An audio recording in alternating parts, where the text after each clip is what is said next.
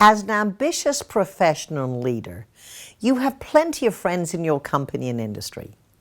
You also have plenty of friends from other companies and walks of life.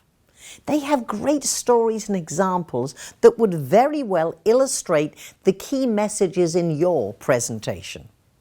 Although they may share them in their speeches, they will not be speaking to your audiences.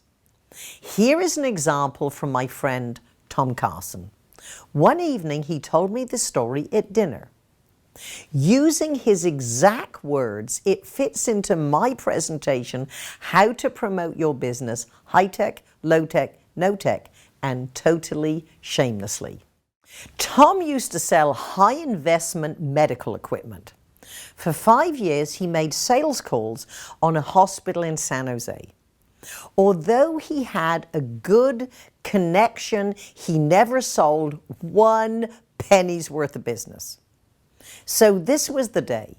He decided if he didn't make a sales call, he wasn't going to call again. Have you noticed? Once in a while, when you're a good professional, the gods look down and bless you.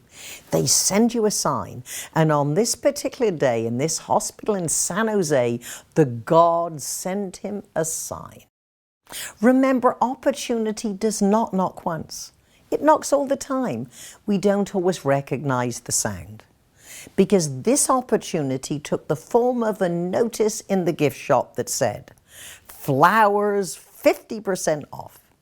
He went in and bought the biggest bouquet they had, wrote a note on the card, and walked to the buyer's office. Tom walked in, didn't say a word, just handed her the flowers. She looked at the card, and it read, "This is a shameless attempt to curry favor with Marilyn, the very influential buyer.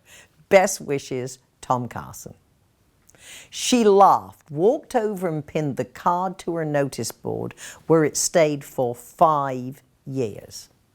That year, she converted every single piece of business that she possibly could to Tom's company.